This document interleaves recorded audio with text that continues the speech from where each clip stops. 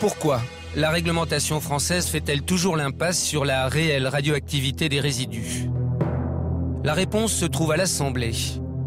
En 1991, 6 mois après le rapport des Gropp, la première grande loi sur la gestion des déchets radioactifs est votée à l'unanimité. Cet homme en est l'auteur. Malgré les mises en garde, la loi Bataille a fait l'impasse sur les déchets radioactifs des mines d'uranium. Pourtant, depuis 20 ans, ce député socialiste participe à la fabrication de toutes les lois sur le nucléaire. Il est censé connaître la question sur le bout des doigts. Est-ce que cette réglementation ne pose pas question? J'ai pas en tête, par cœur, les termes de la loi. Si l'on prend un résidu des mines d'uranium et qu'on le pose sur un spectrogramme, on va s'apercevoir que l'activité radioactive de l'uranium est assez faible, mais que sur le spectre, le thorium et le radium, par contre, on voit une radioactivité importante. Mais je ne suis pas convaincu que ça ne soit pas pris en compte. Je vous l'assure.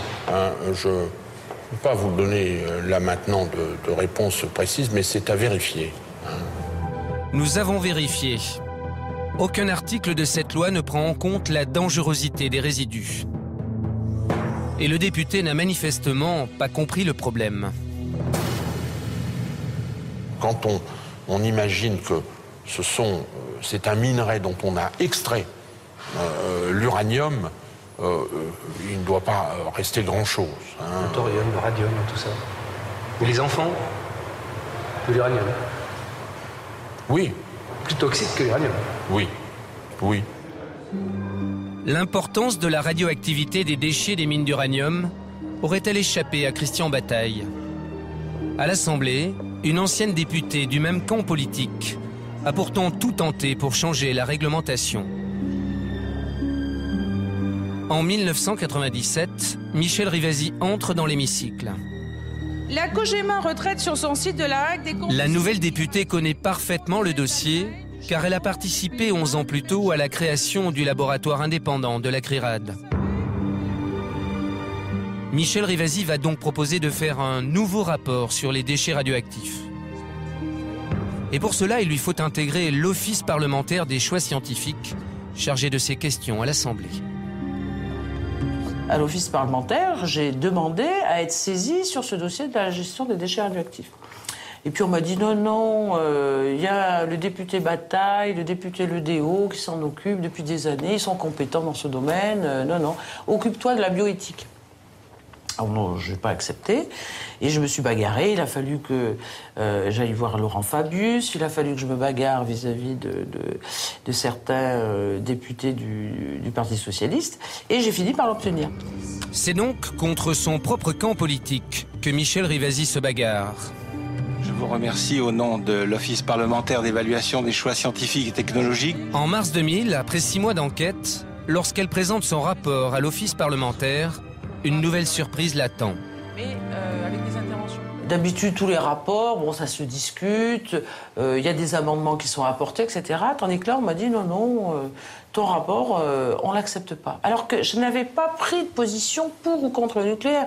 Pour moi, quelle que soit la position qu'on a, moi je pense qu'il faut bien gérer les déchets radioactifs. Si vous voulez, il n'y a pas de discussion objective au niveau des députés présents, que c'est à un haut niveau que ça se décide et que nous, on doit tout avaliser. 9 ans après le rapport des Gropp, le rapport Rivasi est à son tour enterré. La réglementation ne changera pas. La radioactivité des résidus reste sous-évaluée.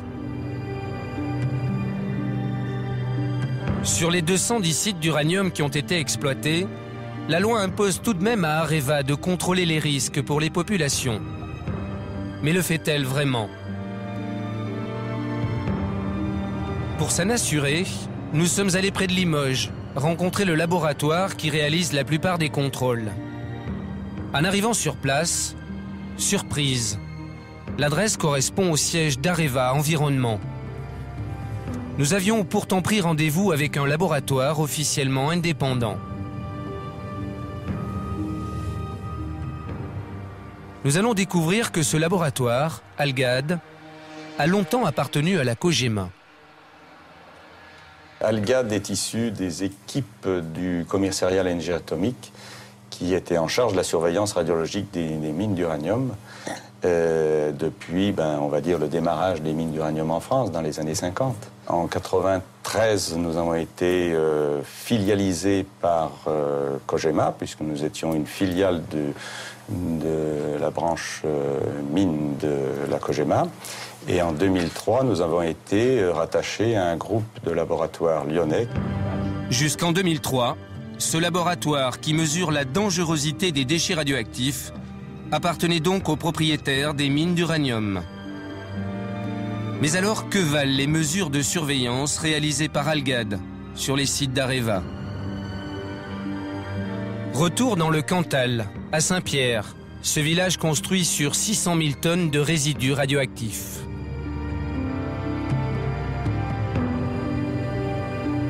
Direction, le lotissement communal.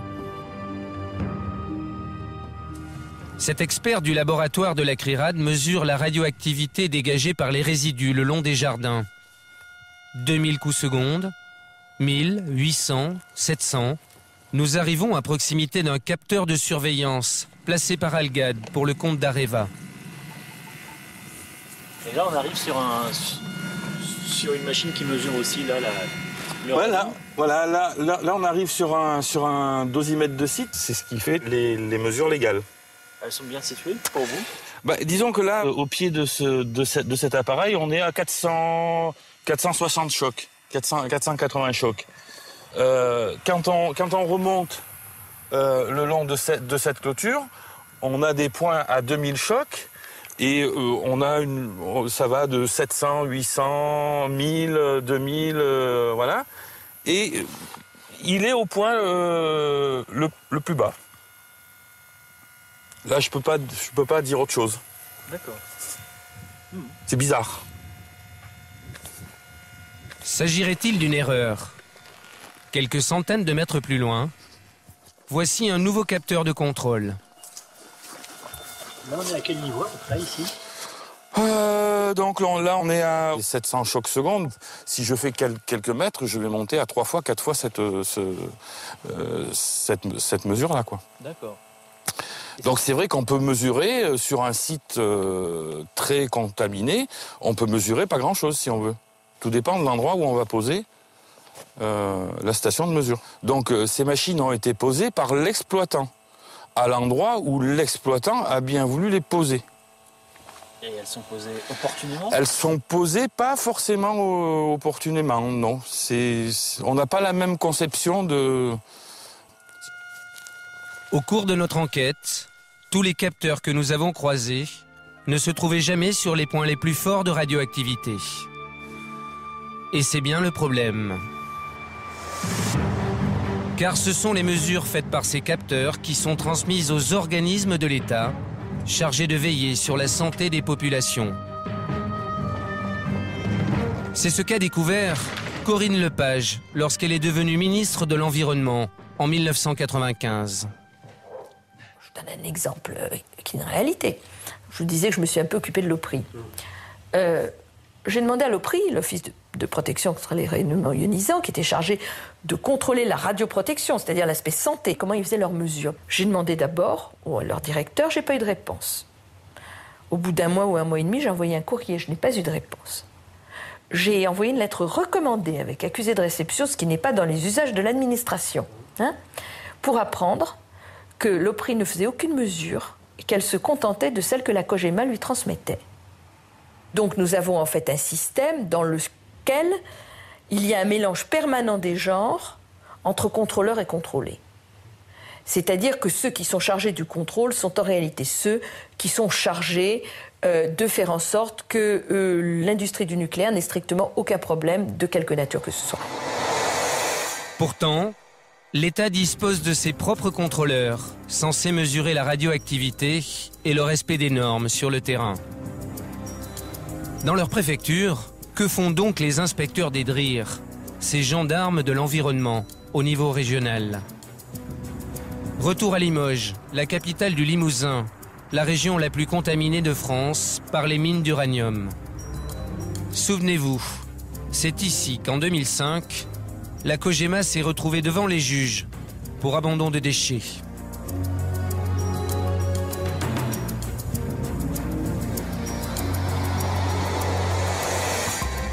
Avait porté plainte. Sur les contrôles qu'effectuait l'État sur l'industriel. Son directeur juridique avait cherché à se procurer les contrôles effectués par les inspecteurs de la DRIR depuis 10 ans. Peine perdue. On s'est rendu compte qu'il n'y avait aucun rapport d'inspection et notamment aucun contrôle inopiné qui avait été fait par la DRIR sur les sites. Donc en fait la conclusion c'est qu'il n'y avait jamais eu aucun contrôle. La conclusion c'est qu'il y avait eu une réception des informations envoyées par Areva, c'est-à-dire un suivi de l'autocontrôle Areva, mais une confiance telle dans l'entreprise publique qui était une connivence telle que la DRIR n'a jamais d'elle-même décidé de faire des contrôles inopinés sur certains sites. Pourquoi les inspecteurs de l'État ont-ils donné carte blanche à la Cogema? Pourquoi n'ont-ils pas contrôlé les anciennes mines d'uranium? Peut-être parce que ces ingénieurs formés à l'école des mines ont été longtemps placés dans les préfectures par le patron de la Cogema en personne. Le directeur général de la Cogema, qui était M. Sirota, se trouvait en même temps le patron du corps des mines, c'est-à-dire le patron de tous les gens qui étaient chargés d'inspecter les centrales nucléaires et bien entendu l'usine de La Hague. Et là, il m'apparaissait une incompatibilité totale. Mon collègue de l'industrie aurait été assez d'accord avec moi, M. Borotra, auquel je rends hommage, pour que M. Sirota choisisse entre les deux postes. L'Élysée, à l'époque, n'a pas été d'accord. Jusqu'en 1999, Jean Sirota était le PDG de la Compagnie Générale des Matières Nucléaires, mais aussi l'homme qui pouvait faire ou défaire la carrière des inspecteurs de l'État, chargés de contrôler son entreprise. C'est-à-dire que c'est lui-même qui nommait les inspecteurs des DRIR qui allaient contrôler la Cogema. Et nous, à l'époque, moi j'étais présidente de la CRIRA, et j'avais fait un recours gracieux en disant « Attendez, là, ça va pas. Ce monsieur Sirota, il est jugé parti. Il va nommer les inspecteurs qui vont le contrôler. Mais on est où, là? On est où? Dans l'Union soviétique ou on est en France? On est dans une dictature ou on est dans une démocratie? » Nous avons contacté Jean Sirota. Il a refusé de s'exprimer sur ce sujet. La ministre de l'Environnement, qui avait tenté de limiter ses pouvoirs, affirme que l'industrie nucléaire ne traite qu'avec l'Élysée. C'est pas chez le ministre que les décisions se prennent en matière nucléaire. Jamais. Mais je vois pas un seul exemple où c'est chez le ministre que les décisions se sont prises.